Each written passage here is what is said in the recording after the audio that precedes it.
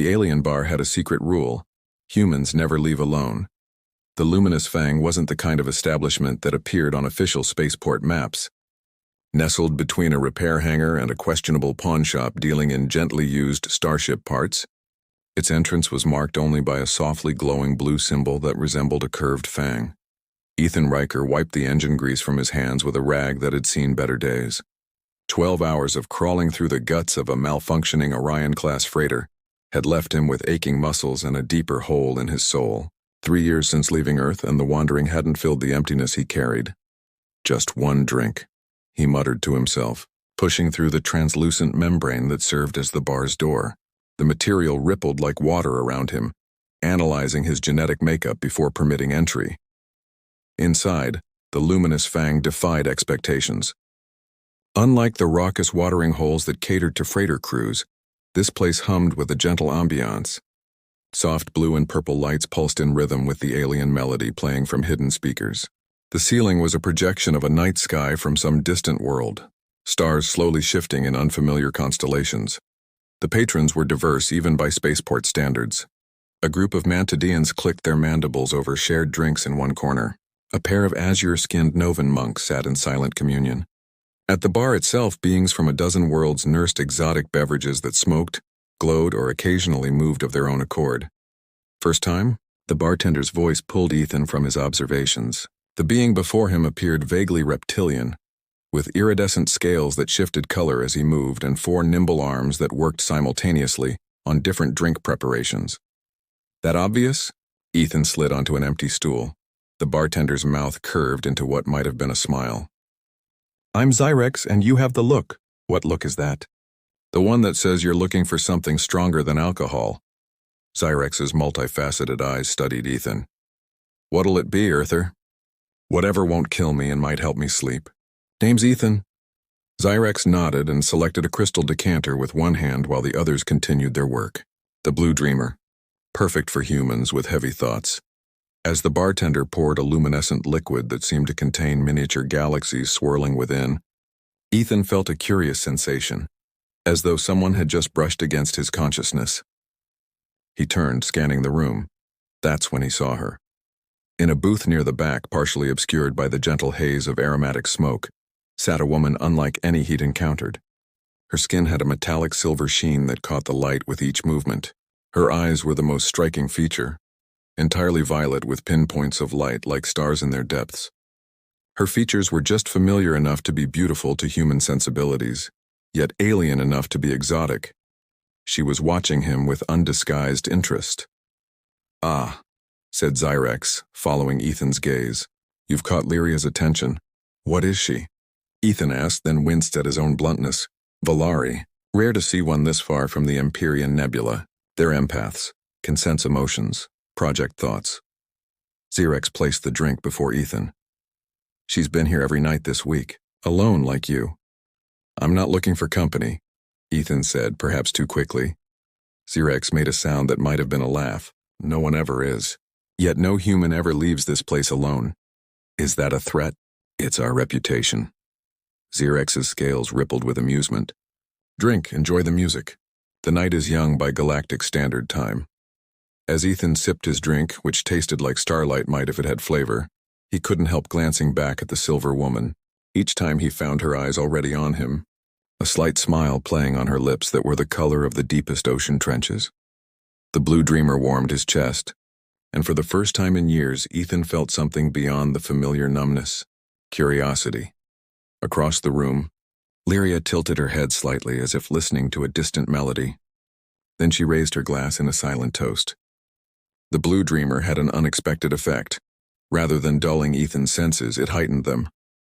Colors became more vivid, sounds gained texture, and the weight of his isolation felt suddenly unbearable.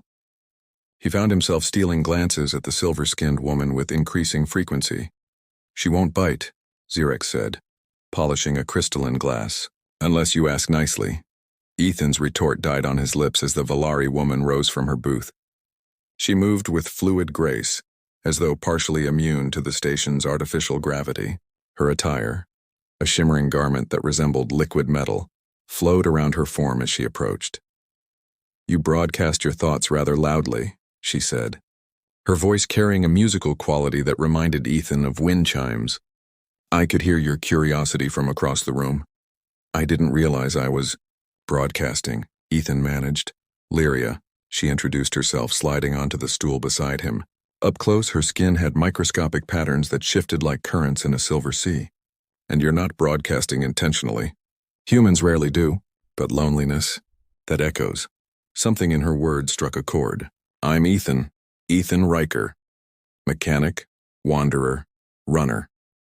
She listed these aspects of his identity as casually as reading a menu. At his startled expression, she added, Your hands tell the first story. The rest, your eyes. Cyrex placed a drink before Lyria without being asked, a viscous amber liquid that emitted a soft glow.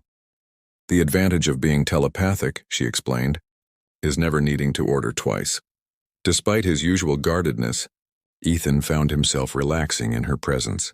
Is that why you approached me? You read my mind? I sensed your emotions, not your thoughts. There's a difference. Her star-filled eyes studied him, and I approached because you're interesting. I'm really not. 3 years away from your homeworld, working on ships you could easily pilot yourself, never staying anywhere longer than a standard month. She sipped her drink, either running from something or searching for something, possibly both. A Cronid merchant at a nearby table leaned over, its multiple time-displaced appendages creating a strange visual echo. First time at the Fang, human? You should know about the rule. What rule? Ethan asked. No human leaves alone. Several patrons chorused in different languages, followed by a round of knowing laughter. Ethan tensed. I'm not looking for... It's not what you think, Lyria interrupted. The rule exists because it always comes true, not because anyone enforces it. That makes no sense. It will, she promised. As the night progressed, Ethan found himself sharing stories he'd never told anyone, about the Earth he'd left behind, the family connections that had withered, the sense of purposelessness that drove his wandering. In turn, Lyria spoke of the Empyrean Nebula, where her people lived in floating cities that drifted through colored gases, and how she had left seeking experiences beyond the collective consciousness of her kind. We're both adrift, she observed, but tonight we're adrift together. Hours passed like minutes. The bar's artificial night cycle deepened, and the holographic stars on the ceiling began their slow migration toward dawn. Other patrons came and went, but the space around Ethan and Lyria seemed to exist in its own temporal bubble. The thing about loneliness, Lyria said, tracing the rim of her third drink, is that it's universal. Every sentient species experiences it, even hive minds. Connection is the antidote no matter what planet you call home. Her fingers, elegant with silver-sheened nails, brushed against his. The contact sent a pleasant tingling sensation up his arm. Is that a Valari thing? He asked. Partly. Her smile revealed teeth that gleamed like polished pearl. Partly just chemistry. We should leave. Leave? The luminous fang has served its purpose. It brought us together. She stood, extending her hand. The twin moons are at zenith. It's the most beautiful sight on this artificial rock. Against all his hard-earned caution, Ethan took her hand. Remember the rule, Xerex called after them as they approached the membrane door. Ethan glanced back. About humans never leaving alone? The bartender's scales rippled in shades of amusement. No heart leaves untouched. It's not about companionship, Ethan Riker. It's about transformation. The spaceport's night cycle bathed the external promenade in artificial moonlight. Above the transparent dome that protected the station from the vacuum, 2 actual moons, one sapphire, one amber, hung in perfect alignment, casting dual-colored shadows across the walkways. Terex and Lumina, Lyria said, naming the moons as they strolled along the less populated observation deck. The locals believe that when they align like this, barriers between souls become thinner. Do you believe that? Ethan asked. I believe in observable phenomena. Her hand remained in his, cool to the touch but warming gradually, and I observe that something is happening between us. The promenade wound through hydroponics gardens where plants from 100 worlds grew in carefully maintained environments. The air smelled of alien blossoms, some sweet, some spicy, all intriguing. You still haven't told me why you really approached me, Ethan said. Lyria guided him toward a secluded viewing alcove where the moons were perfectly framed.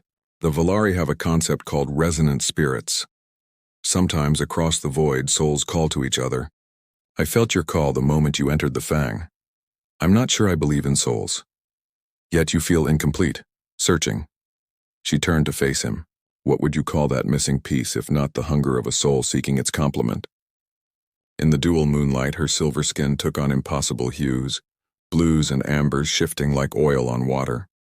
Ethan was suddenly aware of how close they stood, of the subtle scent of her like ozone after lightning. I could show you, she said softly. With your permission, I could let you feel what I feel. The telepathy thing? She nodded. A surface connection only. Emotions, sensations, no thoughts unless you deliberately project them. Curiosity overcame caution. Show me. Lyria placed her palms against his temples. Her touch was light, her fingers cool against his skin. Close your eyes. Breathe with me. As Ethan complied, the world shifted. Suddenly, he was experiencing everything through a double lens, his perceptions and hers layered together. He felt her fascination with his humanness, her appreciation of his physical form, her genuine interest in his story. But deeper, he sensed a familiar loneliness that mirrored his own, a vast echoing space waiting to be filled. This is how you see me, he whispered, overwhelmed by the intensity. This is how we see each other, she corrected. When her lips met his, the connection deepened. The kiss was both physical and something more, as though their very essences mingled. Ethan felt momentarily disoriented, unable to distinguish where he ended and she began.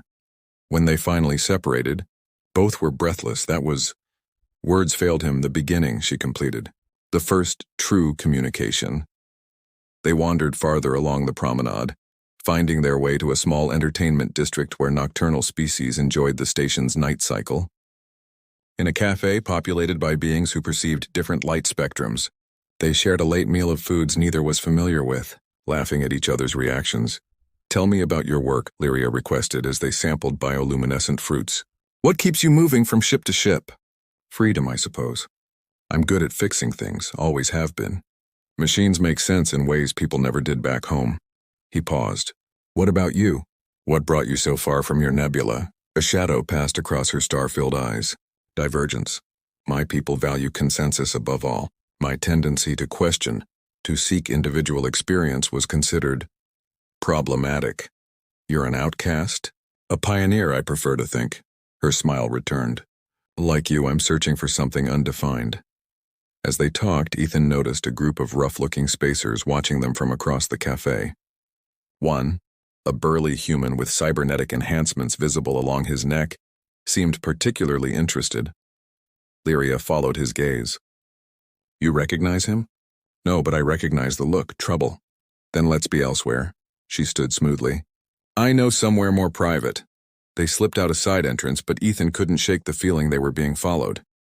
The sensation of being hunted was familiar, a remnant of his past he thought he'd left behind. Your thoughts are turbulent suddenly, Lyria observed as they hurried through increasingly narrow corridors.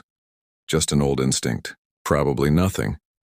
But as they rounded a corner toward the residential sectors, Ethan realized his instinct had been correct.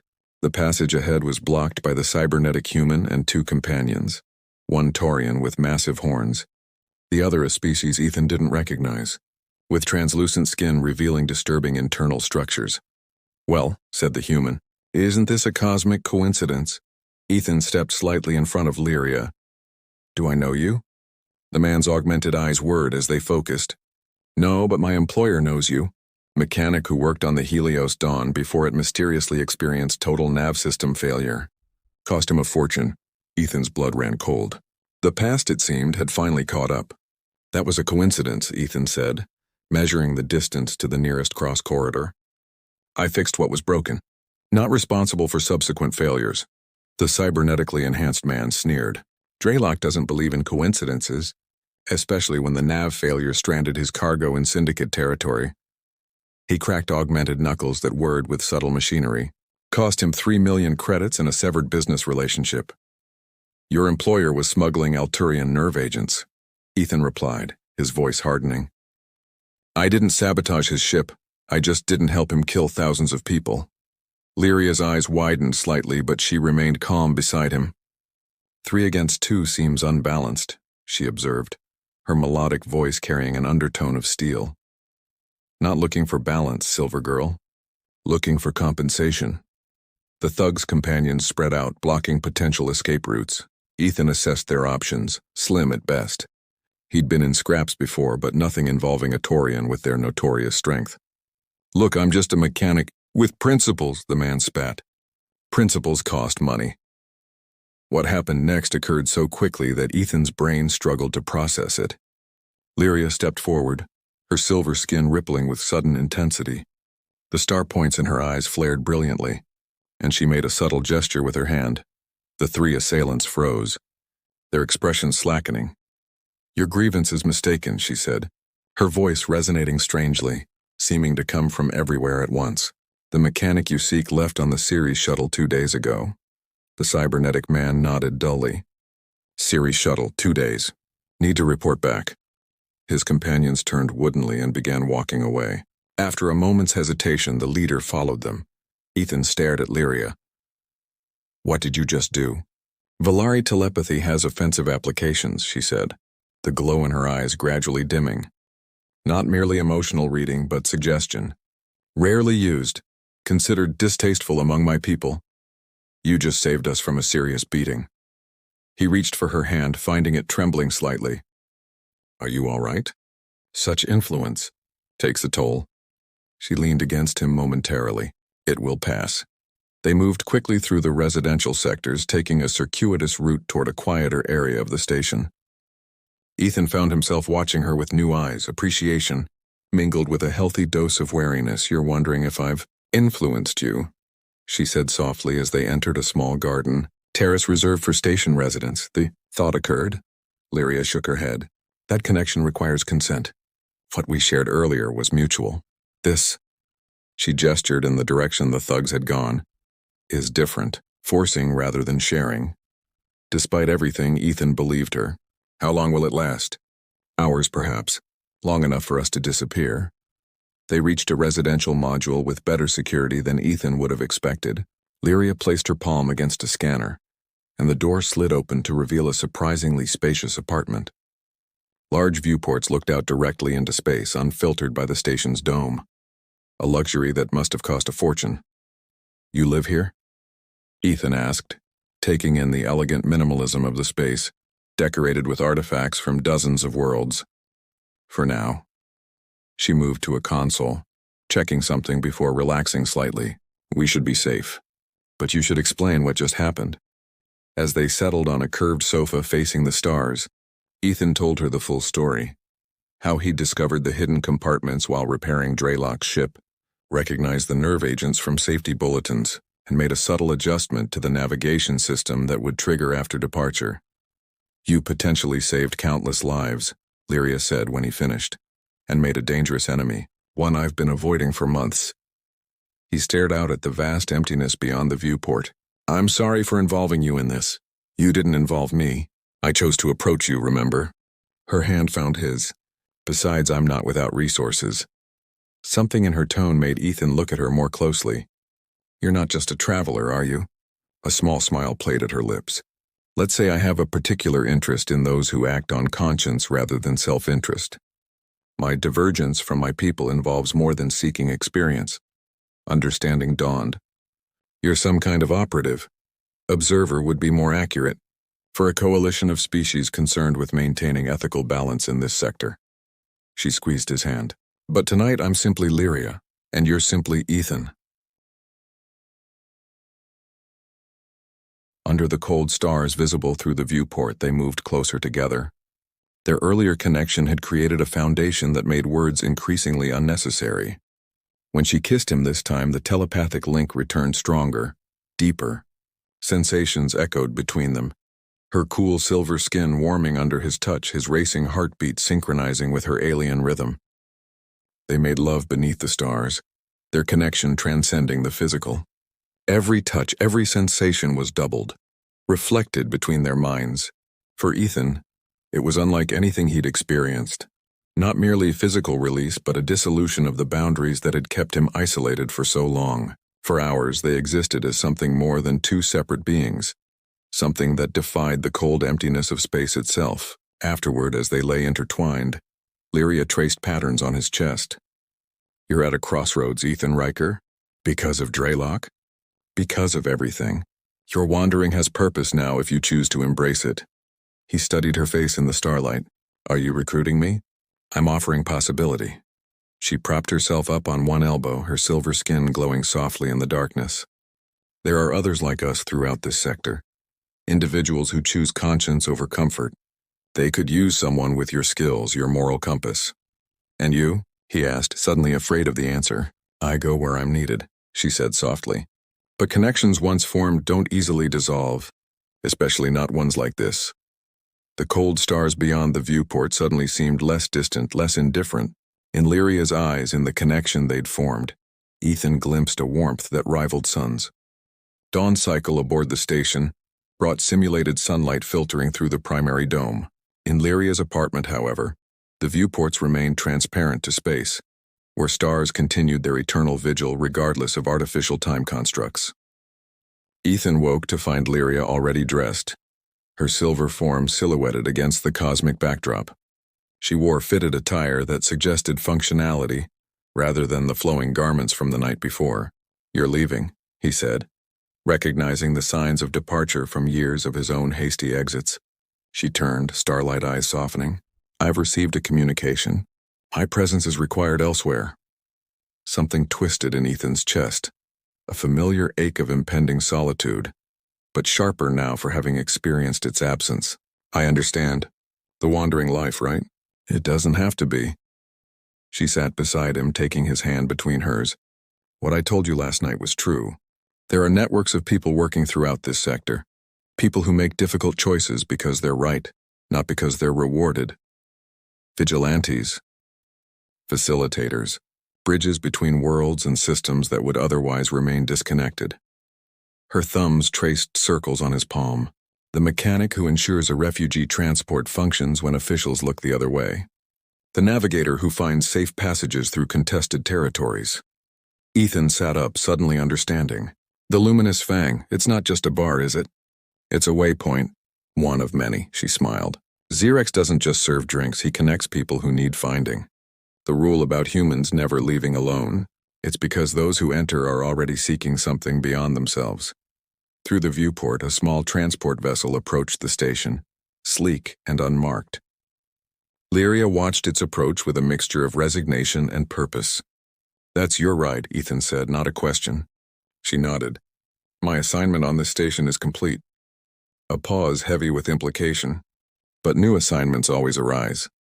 Ethan rose, moving to stand beside her. The past 3 years of his life had been spent running, from Earth, from connection, from purpose. He'd told himself it was freedom, but in truth it had been fear. Fear of committing, of belonging, of failing if he tried to make a difference. What if I came with you? The words surprised him even as he spoke them. Lyria's eyes widened slightly. It's not an easy life. Neither is running forever. He gestured to the stars. I've been searching for something out there, but maybe what I needed was a reason to stop searching. The Coalition values independence. You would be free to accept or decline any assignment. But I wouldn't be alone. Her smile was like the breaking of dawn. No, not alone. They packed quickly, Ethan returning briefly to his rented quarters to collect the few possessions that mattered. As they made their way toward the docking bay where Lyria's transport awaited, they took a detour. One last stop, she explained, guiding him toward the familiar blue fang symbol.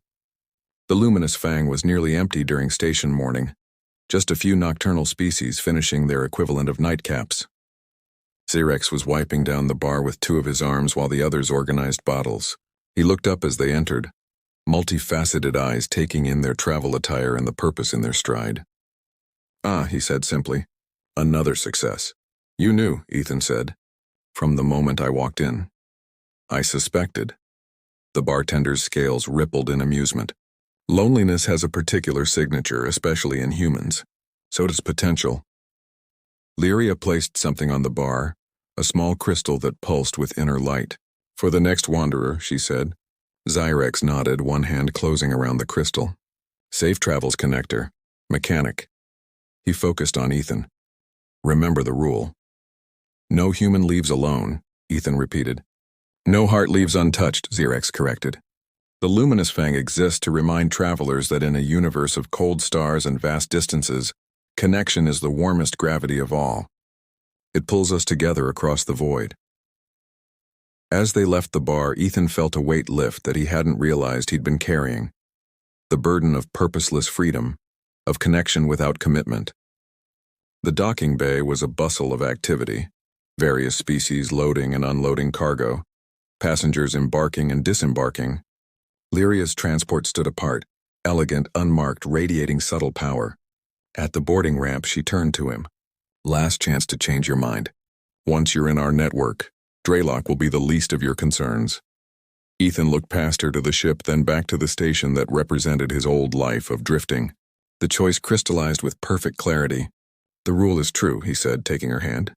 Not because of magic or custom, but because sometimes what we're running from and what we're running toward are the same thing. Lyria's telepathic touch brushed his mind gently, not invasive but inviting. And what is that thing, Ethan Riker? Purpose, he said. Connection. The warmest gravity of all, she agreed. Together they ascended the ramp, leaving behind the solitary wanderer and the divergent observer. Ahead lay worlds unnamed, challenges unfaced, and a network of kindred spirits scattered like constellations across the galaxy. As the transport disengaged from the station and slipped into the star-strewn void, Ethan realized the truth of the luminous fang's secret rule. It wasn't about never leaving alone, it was about never being alone again, even among the coldest stars. In a universe of infinite space and endless separation, connection was indeed the warmest gravity, the force that drew disparate souls together against the pull of cosmic emptiness. And now, for the first time since leaving Earth, Ethan felt its undeniable attraction. He was falling not into empty space, but into purpose, into belonging, into the warmest gravity of all, the end.